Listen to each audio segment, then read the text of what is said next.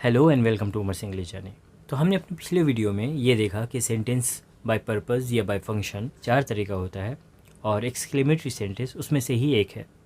तो आज हम बात करने वाले हैं एक्सक्लेमेटरी सेंटेंस के बारे में और हम देखते हैं कि एक्सक्लेमेटरी सेंटेंस किसे कहते हैं, इनके डिफरेंट फीचर्स और इनके एग्जाम्पल्स। इसके अलावा जो बाकी तीन हैं हमने ऑलरेडी उनको अपने पिछले वीडियोज़ में डिटेल में कवर करने की कोशिश की है। अगर आपने नहीं देखा तो आप इन वीडियोस को देख सकते हो। तो सबसे पहले हम देखते हैं कि एक्सक्लेमेटरी सेंटेंस किसे कहते हैं। So an exclamatory sentence expresses strong feelings और emotions like excitement, surprise, fear और एंगर एट्सेट्रा। तो क्या होता है एक्सक्लेमेटरी सेंटेंस? जिन सेंटेंसेस के ज़रिए हम अपने स्ट्रॉन्ग फीलिंग्स या इमोशंस मतलब अपने गहरे जज्बात या एहसास को एक्सप्रेस कर रहे होते हैं, उन्हीं सेंटेंसेस को एक्सक्लेमेटरी सेंटेंस कहते हैं।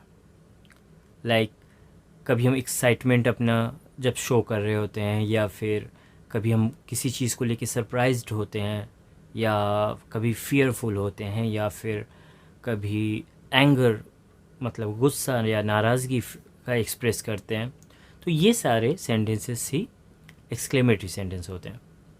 And these sentences are also used in greetings और वार्निंग। जैसे हम कहते हैं कि गुड मॉर्निंग या गुड इवनिंग, किसी को विश करते हैं या फिर कॉन्ग्रेचुलेट करते हैं, कॉन्ग्रेचुलेशंस।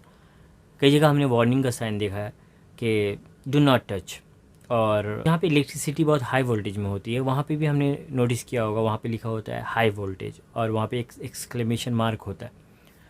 तो ये एक एक्सप्रेशन होता है एक्सक्लेमेटरी सेंटेंस का।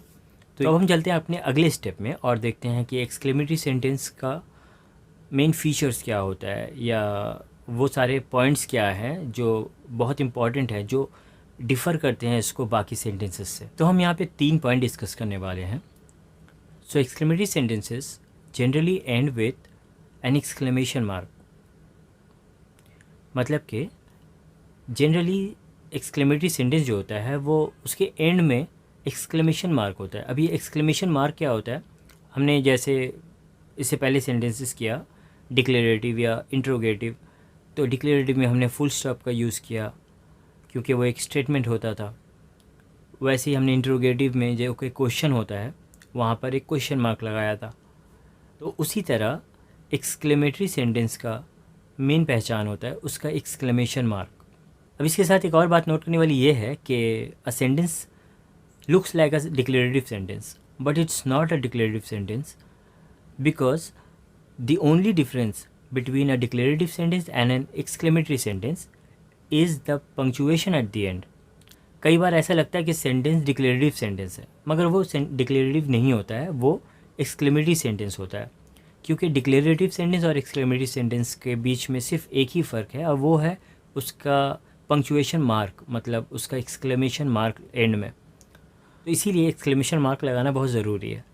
तो गलती कहाँ हो जाती है ना हमसे कि सेंटेंस के एंड में हम फोकस नहीं करते, पंक्चुएशन मार्क को ध्यान नहीं देते और उसके पहले वाले स्ट्रक्चर को देख करके हम उसको अज्यूम कर लेते कि वो डिक्लेरेटिव सेंटेंस है। तो अब जैसे कुछ एग्जांपल्स देख लो कि जैसे इट्स रेनिंग, मतलब इट इज़ रेनिंग, तो हमें ये देखने में बिल्कुल डिक्लेरेटिव सेंटेंस लग रहा है, लेकिन ये एक्सप्रेशन पे डिपेंड करता है, ये हमारे टोन पे डिपेंड करता है।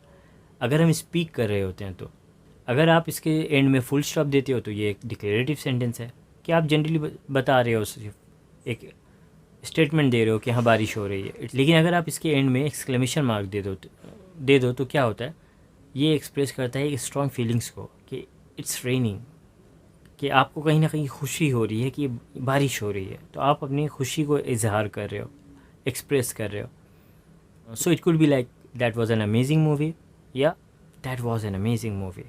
सो let's see point number 2। Exclamatory sentences sometimes begin with what और हाउ, विथ एडजेक्टिव और एडवर्ब। मतलब क्या हुआ कि एक्सक्लेमेटरी सेंटेंसेस कई बार व्हाट या हाउ से शुरू होते हैं एडजेक्टिव या एडवर्ब के साथ।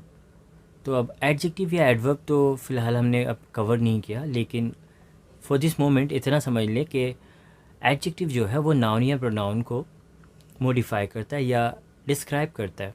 और एडवर्ब जो है वो दूसरे एडवर्ब्स को या वर्ब को या एडजेक्टिव को मॉडिफाई या डिस्क्राइब करता है। तो यहाँ पे नाउन या वर्ब को एम्फसाइज करने के लिए एडजेक्टिव या एडवर्ब एक्सक्लेमेटरी सेंटेंस में लगाया जाता है। तो इसका दो स्ट्रक्चर होता है। जैसे वर्ड का एक अलग स्ट्रक्चर होता है अगर हम वर्ड से शुरू करते हैं एक्सक्लेमेटरी सेंटेंस को, और अगर हाउ से शुरू करते हैं तो उसका एक अलग स्ट्रक्चर होता है। इसका स्ट्रक्चर कुछ ऐसे है कि word plus article plus adjective, noun, then subject, verb, exclamation mark. So let's see the example. We say like this sometimes, like what a beautiful day that was. कि वो दिन कितना अच्छा था. What a smart kid he is. वो कितना smart बच्चा है, वो कितना तेज़ बच्चा है. अब हम देखते हैं दूसरा स्ट्रक्चर कैसे होता है हाउ से. हाउ प्लस एडजेक्टिव और adverb, then subject, then verb, then exclamation mark. इसके एग्जाम्पल्स कैसे होगा? Like how fluent he speaks. कि हम कभी सरप्राइज होते हैं ना कि हाँ वो कितनी तेज़ी से बात करता है. या हाउ स्मार्टली ही बिहेव्स. हम आते हैं अपने पॉइंट नंबर 3 पे, जो है exclamatory sentences sometimes use interjections. मतलब समटाइम्स एक्सक्लेमेटरी सेंटेंसेस जो है इंटरजेक्शन का यूज़ करते हैं. अब इंटरजेक्शन क्या होता है? पार्ट्स ऑफ स्पीच का एक पार्ट है जो वो वर्ड्स होता है जो फीलिंग्स को हाईलाइट करता है. इसके कुछ एग्जांपल्स भी हम देख सकते हैं, जैसे अलास, ओह, वाओ, हुर्रे, ब्रावो, एट्सेट्रा. तो यहाँ पर दो तरह से पंक्चुएशन का यूज़ किया जा सकता है. So in the first case we can place a comma after the interjection and after the sentence और at the end of the sentence we can place the exclamation mark, or we can place an exclamation mark after interjection and at the end of the sentence we can use full stop or the question mark. Bravo, you finally did it. मतलब शाबाश, तुमने ये finally कर लिया. तो हम यहाँ पे क्या कर सकते हैं कि पहले हम ब्रावो के बाद कॉमा प्लेस कर सकते हैं और at the end of the sentence हम एक्सक्लेमेशन मार्क लगा सकते हैं, या फिर हम ब्रावो के बाद एक्सक्लेमेशन मार्क लगा सकते हैं और at the end of the sentence हम फुल स्टॉप या कहीं पे अगर क्वेश्चन मार्क की ज़रूरत हुई तो वो लगा सकते हैं. तो इसी तरह एक और एग्जांपल देख सकते हैं, जैसे wow you look very nice. तो हम कहते हैं इस तरह लाइक वाओ आप बहुत अच्छे लग रहे हो. तो इससे भी हम इस तरह लगा सकते हैं, वाओ के बाद हम कॉमा लगा करके एट द एंड में हम एक्सक्लेमेशन मार्क लगा सकते हैं, या फिर वाओ के बाद ही एक्सक्लेमेशन मार्क लगा के एट द एंड हम फुल स्टॉप लगा सकते हैं. So I think that's it for today. Let's meet in some another video.